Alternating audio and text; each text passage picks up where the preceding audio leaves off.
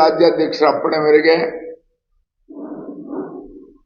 Meeting ಕರೆದು ಇಲ್ಲಿ ಚಿಕ್ಕಬಳ್ಳಾಪುರದಲ್ಲಿ ಒಂದು ಕಾರ್ಯಾಗಾರ ಮಾಡಬೇಕು, ಯಶಸ್ವಿ ಆಗಬೇಕು ಅನ್ನೋ ಹಿನ್ನೆಲೆಯಲ್ಲಿ ನಮಗೆಲ್ಲ ಆದೇಶ ಮಾಡಿದ್ದಾರೆ. ಆ ಒಂದು ಹಿನ್ನೆಲೆಯಲ್ಲಿ ಅವತ್ತು 10 ಗಂಟೆಗೆ ಜಿಲ್ಲಾಧಿಕಾರಿಗಳ ಸಿಇಒ ಕಚೇರಿ ಸಭಾಂಗಣದಲ್ಲಿ 10:10ವರೆಗೆ ಸಭೆ ಸೇರಿ ಕೆಲವು ಕಂಪ್ಲೇಂಟ್ಸ್ ಇದೆ. ಯಾವುದರಲ್ಲಿ ವಿಶೇಷವಾಗಿ ಗೃಹಲಕ್ಷ್ಮಿಯಲ್ಲಿ ಅಲ್ಲಿ ಅವ್ರ ಕಂಪ್ಲೇಂಟ್ಸ್ ಇರೋದನ್ನ ರಿಜಿಸ್ಟ್ರೇಷನ್ ಮಾಡಿಸ್ಕೊತೀವಿ.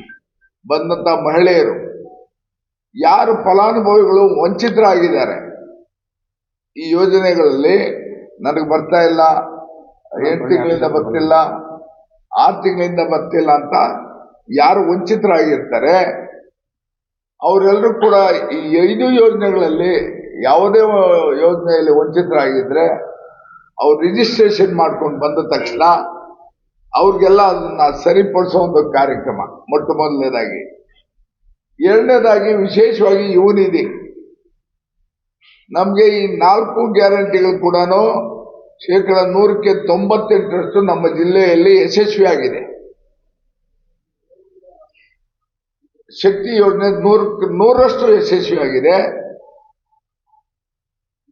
ಗೃಹ ಜ್ಯೋತಿ ಕೂಡ 99% ಯಶಸ್ವಿಯಾಗಿದೆ, ಕಾರ್ಯಗತ ಆಗಿದೆ. ಅನ್ನಭಾಗ್ಯ ಕೂಡ 199% ಕಾರ್ಯಗತ ಆಗಿದೆ. ನಮಗೆ ಕಡಿಮೆ 96% ಇರುವಂತ ಯುವನಿಧಿ, ಆ ಯುವನಿಧಿ ಕೂಡ ನಾವು ಅರ್ಹ ಫಲಾನುಭವಿಗಳಿಗೆ ನಾವು ವಿಶೇಷವಾಗಿ ಇದನ್ನ ತುಂಬಬೇಕು ಅನ್ನೋ ಹಿನ್ನೆಲೆಯಲ್ಲಿ ನಾನು ಜಿಲ್ಲೆ ಎಲ್ಲ ತಾಲೂಕುಗಳಲ್ಲಿ ಕೂಡ ಪ್ರವಾಸ ಮಾಡಿ ಮೊನ್ನೆ ನಮ್ಮ ಮಂಚನಹಳ್ಳಿಯಲ್ಲಿ ಕೂಡ ಆಯ್ತು, ಹಿಂದಿನ ವಾರ ಗುಡಿಬಂಡೆಯಲ್ಲಿ ಕೂಡ ತಾಲೂಕು ವಾರು ಕೂಡ ನಾವು ಇದನ್ನು ಪ್ರಚಾರ ಮಾಡಿಕೊಂಡು ಅವ್ರದ್ದು ರಿಜಿಸ್ಟ್ರೇಷನ್ ಇರುತ್ತೆ, ಏನ್ ಪ್ರೊಸೀಜರ್ ಇರುತ್ತೆ.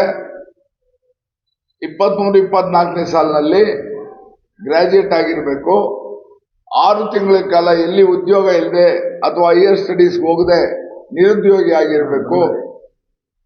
ಅಂತವರು ರಿಜಿಸ್ಟ್ರೇಷನ್ ಮಾಡಿಕೊಂಡ್ರೆ ಅವ್ರಿಗೆ ಬಹಳಷ್ಟು ಕಡೆ ಆಮೇಲೆ ಅದನ್ನ ಈಗಾಗಲೇ ನಡೀತಾ ಇದೆ ಕಾರ್ಯಕ್ರಮ. ನೋಂದಾವಣಿ ಮಾಡಿಕೊಂಡ್ರೆ ಅವ್ರಿಗೆ ಆ ಗ್ರಾಜ್ಯುಯೇಟು ಆಮೇಲೆ ಮಾಸ್ಟರ್ ಡಿಗ್ರಿ ಅವರಿಗೆ 3,000 ರೂಪಾಯಿ ತಿಂಗಳು ಕೊಡುವಂತ ಕಾರ್ಯಕ್ರಮ, 1,500 ಡಿಪ್ಲೊಮಾ ಕೊಡುವಂತ ಕಾರ್ಯಕ್ರಮ ಜಾರಿಗೆ ತರಕ್ಕೆ ಅದು ಫುಲ್ ಆಗಲೇಬೇಕು. ಕನಿಷ್ಠ 199% ಆಗಬೇಕು. ಕೆಲವು ಕಾರಣಾಂತರಗಳಿಂದ ಟೆಕ್ನಿಕಲ್ ಆಗಿ ಅವರು ಅದನ್ನ ಫಲಾನುಭವಿಗಳಿಗೆ ಕಷ್ಟ ಆಗಿರೋದನ್ನ, ತೊಂದರೆಗಳಿರೋದನ್ನ ಏನು ಮಾಡೋಕ್ಕಾಗಲ್ಲ ಅನ್ನೋ ಒಂದು ಹಿನ್ನೆಲೆಯಲ್ಲಿ ಅದು ಮಾಡೋಂತ ಅದು ಕೂಡ ರಿಜಿಸ್ಟ್ರೇಷನ್ ಇರ್ತದೆ. ಹಂಗಾಗಿ ಅದ್ರ ಜೊತೆಗೆ ಜನಗಳಲ್ಲೇ ಅರಿವು ಮೂಡಿಸೋ ಕಾರ್ಯಕ್ರಮ, ಅದಕ್ಕೆ ಬೀದಿ ನಾಟಕ ಟೈಪು, ಆಮೇಲೆ ಕೆಲವರು ಅದ್ರ ಬಗ್ಗೆ ಹೇಳಿಕೆಗಳು, ಫಲಾನುಭವಿಗಳು ತಮ್ಮ ಅನುಭವಗಳು. ಬಹಳಷ್ಟು ಜನ ನಾನು ಬಂದಂತ 2,000 ರೂಪಾಯಿನ ಕೂಡಿಟ್ಕೊಂಡಿದ್ದು ನನ್ನ ಮಗಳಿಗೆ ಲ್ಯಾಪ್ಟಾಪ್ ಕೊಡಿಸಿದ್ದೀನಿ. ನಮ್ಮ ತಾಲೂಕಲ್ಲೇ ಫಲಾನುಭವಿಗಳು ಪ್ರಾಯೋಗಿಕವಾಗಿ ಅವ್ರು ಪಡೆದಿರುವಂತ ಅನುಕೂಲಗಳನ್ನ ಅಲ್ಲಿ ವ್ಯಕ್ತಪಡಿಸ್ತಾರೆ ಸ್ಟೇಜಲ್ಲಿ. ಅದರ ಒಂದು LED ಹಾಕ್ಬಿಟ್ಟು ಅದ್ರ ಮುಖಾಂತರ ರಾಜ್ಯದಾದ್ಯಂತ ಸುಮಾರು ಏನಿವತ್ತು ಕಳೆದ 23-24ನೇ ಸಾಲಿನಲ್ಲಿ ನಮ್ಮ ಕಾಂಗ್ರೆಸ್ ಸರ್ಕಾರ ಅಧಿಕಾರಕ್ಕೆ ಬಂದು 52,000 ಕೋಟಿ ಇದಕ್ಕೆ ಮೀಸಲಿಟ್ಟು, ಮೊನ್ನೆ 24-25 ಬಜೆಟ್ ಅಲ್ಲಿ 56,000 ಕೋಟಿಯನ್ನ ಇದಕ್ಕೆ ಬಜೆಟ್ ಅಲ್ಲಿ ಮೀಸಲಿಟ್ಟು 1,00,000 ಹೆಚ್ಚಿನ 1,00,000 ಕೋಟಿಗಿಂತೂ ಹೆಚ್ಚಿನ ಅನುದಾನವನ್ನ ಈಗಾಗಲೇ ಇದಕ್ಕೆ ವಿನಿಯೋಗಿಸ್ತಾ ಇದ್ದಾರೆ. ಈ ಒಂದು ಹಿನ್ನೆಲೆಯಲ್ಲಿ ಈ ಕಾರ್ಯಾಗಾರನ ಯಶಸ್ವಿಗೊಳಿಸಬೇಕು ಅಂತೇಳಿ ನಮ್ಮ ಜಿಲ್ಲಾ ಉಸ್ತುವಾರಿ ಸಚಿವರು, ಉನ್ನತ ಶಿಕ್ಷಣ ಸಚಿವರು ಆದಂತ MC ಸುಧಾಕರ್ ಸಾಹೇಬರು, ಆಮೇಲೆ ನಮ್ಮ ರಾಜ್ಯಾಧ್ಯಕ್ಷರಾದ HM ರೇವಣ್ಣನವರು, ಉಪಾಧ್ಯಕ್ಷರಾದ ಸೂರಜ್ ಅವರು, ರಾಮಲಿಂಗಾರೆಡ್ಡಿಯವರು, ಆಮೇಲೆ ರಾಜ್ಯದಲ್ಲಿ 5 ಜನ ಉಪಾಧ್ಯಕ್ಷಗಳಿದ್ದಾರೆ ನಮ್ಮ ಗ್ಯಾರಂಟಿ ಯೋಜನೆಗೆ. ಅವರಲ್ಲಿ ಕೂಡ ಅನೇಕ ಜನ ಬರೋರಿದ್ದಾರೆ. ಬೇರೆ ಜಿಲ್ಲೆಗಳ ಉಪಾಧ್ಯಕ್ಷರುಗಳು ಬರೋರಿದ್ದಾರೆ. ಅವರು ಕೂಡ ನಾವು ಇದನ್ನ ಈ ಕಾರ್ಯಕ್ರಮನ ಕೆಲವು ಅವರ ಅನುಭವಿಗಳು ಫಲಾನುಭವಿಗಳ ಅನುಭವದ ಮಾತುಗಳನ್ನ ಅವರು ವೇದಿಕೆಯಲ್ಲಿ ಎಲ್ಲರ ನಾಯಕರ ಜೊತೆ ಅವರು ಅದನ್ನು ವ್ಯಕ್ತಪಡಿಸ್ತಾ ಇದ್ದಾರೆ. ಸ್ಟೇಜ್ ಮೇಲೆ ಯಾರು ಗೆಸ್ಟ್ಗಳು ಕೂತ್ಕೊಳ್ಳೋದು ಬೇಡ.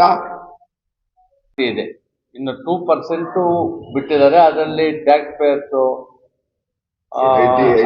ಐಟಿ, GST ಇದು ಇದವರು ಅವ್ರಿಗೆ ಅಪ್ಲೈ ಆಗೋದಕ್ಕೆ ಕಷ್ಟ ಆಗಿರ್ಬೋದು. 2% ವಂಚಿತರಾಗಿದ್ದಾರೆ. ಅದನ್ನು ಬೇಕು ಅಂತ ಅಪ್ಲೈ ಮಾಡಿಲ್ಲ. ಕೆಲವರು ಅಪ್ಲೈ ಮಾಡ್ಕೊಂಡಿಲ್ಲ. ಅವರು ಏನು ಈಗ ಟ್ಯಾಕ್ಸ್ ಕಟ್ಟುವಂತವ್ರು ನಾವೆಲ್ಲ ಮಾಡೇ ಇಲ್ಲ, ಅಪ್ಲೈ ಮಾಡಿಲ್ಲ. ಟ್ಯಾಕ್ಸ್ ಕಟ್ಟುವಂತವ್ರು ಪ್ರತಿ ತಿಂಗಳು ಕೊಡ್ತೀವಿ ಅಂತ ಹೇಳಿದ್ರಿ. ಎಲ್ಲೂ ಪ್ರತಿ ತಿಂಗಳು ಯಾವತ್ತೂ ಕೊಡಲೇ ಇಲ್ಲ. ಅಲ್ಲ, ಪ್ರತಿ ತಿಂಗಳು ಅಂದ್ರೆ ಇಲ್ಲ ಈಗೇನು ಚುನಾವಣೆ ಇತ್ತ ಮೊನ್ನೆ ಲಾಸ್ಟ್ ಚುನಾವಣೆ ಮುಗಿದೋಗಿ ಅಲ್ಲ ಸರಿ, 2 ತಿಂಗಳು 3 ತಿಂಗಳು ಸೇರಿ ಬರ್ತಾ ಇದೆ.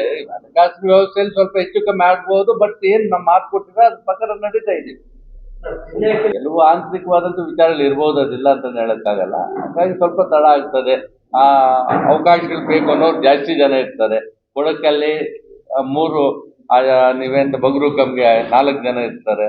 ಆರಾಧನೆಗೆ 5 ಜನ ಇರ್ತಾರೆ. ಅಂತ ಟೈಮಲ್ಲಿ ಸ್ವಲ್ಪ ತಡ ಆಗ್ತಾ ಇದೆ. ಅದನ್ನೀಗೆಲ್ಲ ಈ ಮೊನ್ನೆ ಸಭೆಯಲ್ಲೂ ಸಹ ಚರ್ಚೆ ಮಾಡಿ ತುರ್ತಾಗಿ ಇದು ಕಂಪ್ನಿ ಮುಗಿಸ್ಬೇಕು ಅನ್ನೋ ತೀರ್ಮಾನ ಆಗಿದೆ. ಜಿಲ್ಲಾ ಉಸ್ತುವಾರಿ ಮಂತ್ರಿಗಳು, ಸಂಬಂಧಪಟ್ಟ ಶಾಸಕರು ಅದನ್ನು ತೀರ್ಮಾನ ತಗೋದು.